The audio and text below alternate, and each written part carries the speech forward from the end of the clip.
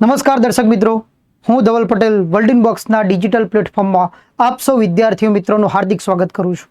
તો મિત્રો, આજે આપણે વિજ્ઞાનનો ટોપિક છે વિજ્ઞાનની કેટલીક અગત્યની શાખાઓ. તો આપણે શાખાઓ વિશે ચર્ચાઓ કરીએ. પહેલો ટોપિક છે બ્રહ્માંડની ઉત્પત્તિનો અભ્યાસ. બ્રહ્માંડની ઉત્પત્તિ વિશેના અભ્યાસને આપણે કોસ્મોલોજી તરીકે ઓળખીશું, કારણ કે જે કેન્દ્ર બિંદુ છે ત્યાંથી કોસ્મિક કિરણો જે નીકળે છે અને એના લીધે જ એનો અભ્યાસ કરી રહી છે. જેના માટે સંસ્થા કામ કરી રહી છે Lego, laser interferometer gravitational observatory. આ સંસ્થા દ્વારા બ્રહ્માંડની ઉત્પત્તિનો અભ્યાસ કરવામાં આવે છે. તો કોસ્મોલોજી યાદ રાખજો ખાસ. એના પછી વાત કરીએ અંતરિક્ષ અભ્યાસ, મતલબ બ્રહ્માંડનો અભ્યાસ. એ સિવાય ગ્રહો ઉપગ્રહો અભ્યાસને આપણે વાત કરીએ તો એસ્ટ્રોનોમી તરીકે ઓળખીએ છીએ. એટલા માટે આપણે જે ખગોળ અવકાશ શાસ્ત્રી છે એને આપણે એસ્ટ્રોનોમર તરીકે ઓળખીએ છીએ. એ જ રીતના જ્યોતિષશાસ્ત્ર મતલબ સ્ટડી ઓફ મૂન, મતલબ ઉપગ્રહોનો જે અભ્યાસ કરીએ છીએ એને આપણે એસ્ટ્રોલોજી તરીકે ઓળખીએ છીએ. તો ખાસ બાબત ધ્યાન રાખજો, એસ્ટ્રોનોમી, અંતરિક્ષ અભ્યાસ, જ્યોતિષશાસ્ત્ર, એસ્ટ્રોલોજી તરીકે. એટલા જ માટે જ્યોતિષશાસ્ત્રને આપણે એસ્ટ્રોલોજર્સ કહીએ છીએ. પછી વાત કરીએ માનવીય હાવભાવ અભ્યાસ કરતું વિજ્ઞાન, મતલબ હ્યુમન બિહેવિયર, જેને સાયકોલોજી તરીકે ઓળખવામાં આવે છે. પછીના અભ્યાસની વાત કરીએ આપણે રોગચાળાનો અભ્યાસ કરતું વિજ્ઞાન, રોગચાળા શાસ્ત્ર, જેને આપણે એપિડેમિયોલોજી તરીકે ઓળખીએ છીએ. પછી વાત કરીએ સજીવોનો અભ્યાસ કરતું વિજ્ઞાન, જેને બાયોલોજી કહીશું.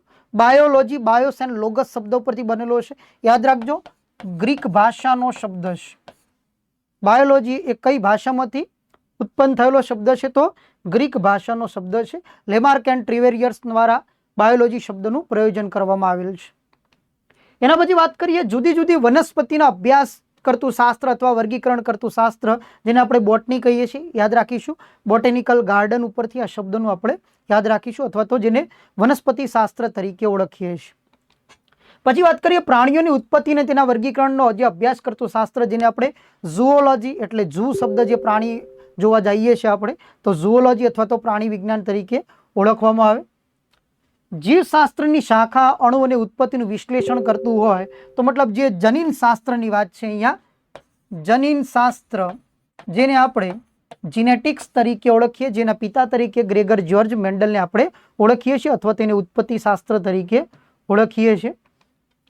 સૂક્ષ્મ જીવાણુનો અભ્યાસ કરતું વિજ્ઞાન, સૂક્ષ્મ જીવાણુ છે, સૂક્ષ્મ એટલે માઇક્રોન જીવાણુ માટે બાયોલોજી આપણે શબ્દ જે જીવ માટે આપણે વાપર્યો હતો, તો માઇક્રોબાયોલોજી અથવા તો જંતુ વિજ્ઞાન તરીકે પણ આપણે ઓળખીએ છીએ.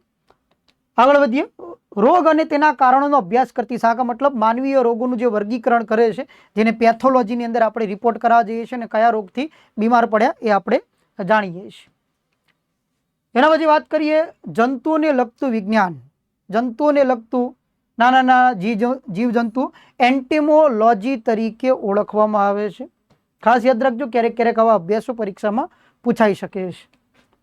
કેન્સરના અભ્યાસ કરતી શાખા અથવા કેન્સરનો અભ્યાસ કરતા શાસ્ત્રને ઓન્કોલોજી તરીકે ઓળખવામાં આવે. એના ડોક્ટરને આપણે ઓન્કોલોજીસ્ટ તરીકે ઓળખીએ છીએ. પછીની વાત કરીએ પેટ સંબંધિત મતલબ જઠર અભ્યાસને આપણે ગેસ્ટ્રોલોજી તરીકે ઓળખીએ છીએ. પછી વાત કરીએ આંખનો અભ્યાસ કરતી શાખા, ખાસ યાદ રાખજો, આંખના અભ્યાસ કરતી શાખા અથવા આંખ અભ્યાસને ઓપ્થાલ્મોલોજી તરીકે ઓળખવામાં આવે છે. હૃદયના અભ્યાસ કરતી શાખા કાર્ડિયોલોજી તરીકે ઓળખવામાં, મતલબ હૃદયના ડોક્ટરને આપણે કાર્ડિયોલોજીસ્ટ કહીએ છીએ. યકૃતનો અભ્યાસ હેપાટોલોજી, હિપેટોલોજી અથવા તો શબ્દ બોલીશું હેપાટોલોજી શબ્દનું પ્રયોજન કરીશું. યકૃત અભ્યાસ. પછી વાત કરીએ હાડકાનો અભ્યાસ ઓસ્ટિયોલોજી તરીકે ઓળખવામાં આવે છે. વનસ્પતિ અને પ્રાણી પેશીઓની રચના અંગેનો અભ્યાસ, મતલબ પેશી અભ્યાસને હિસ્ટોલોજી તરીકે ઓળખવામાં આવે છે. ખાસ યાદ રાખજો, પેશી અભ્યાસને કયા નામે? તો હિસ્ટોલોજી તરીકે ઓળખવામાં આવે છે. પછી વાત કરીએ શેવાળનો અભ્યાસ, મતલબ લીલ અભ્યાસ. લીલ અભ્યાસ માટે શબ્દ વાપરીશું આપણે ફાઇકોલોજી.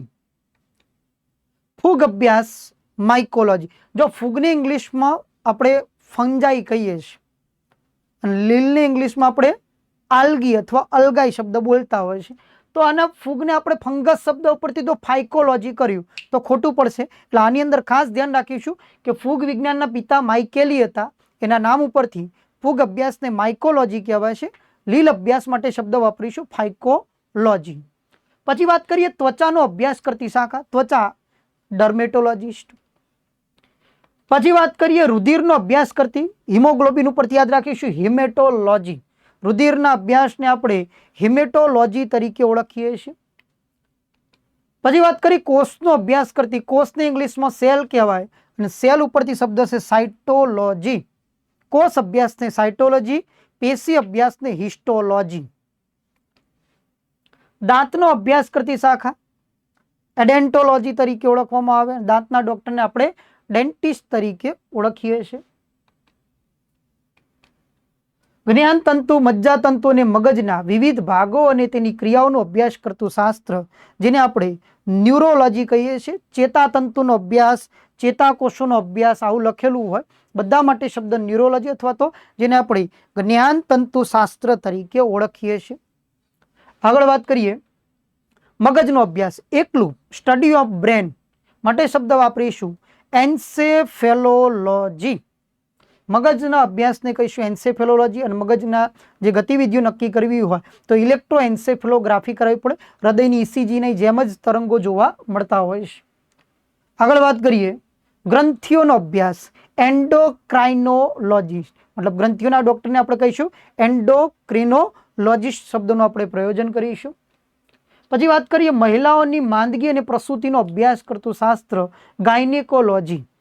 ગાયનેકોલોજી એટલે સ્ત્રીઓનું જે રોગોનું નિદાન કરે છે ને ગાયનેકોલોજી શાસ્ત્ર કહીશું. પણ પ્રસૂતિ માટેનું છે ને આપણે ઓબ્સ્ટેટ્રિક શબ્દ વાપરીશું. એટલા જ માટે એના ડૉક્ટરને આપણે આવું લખેલું હોય છે ડીજીઓ, ડિપ્લોમા કરેલું હોય કે ડિપ્લોમા ઇન ગાયનેકોલોજીસ્ટ એન્ડ ઓબ્સ્ટેટ્રિશિયન તરીકે ઓળખવામાં. પ્રસૂતિ વિજ્ઞાન એટલે એમાં ગાયનેકોલોજી એટલે રોગો અને પ્રસૂતિ માટે ઓબ્સ્ટેટ્રિક શબ્દનો પ્રયોજન થાય છે.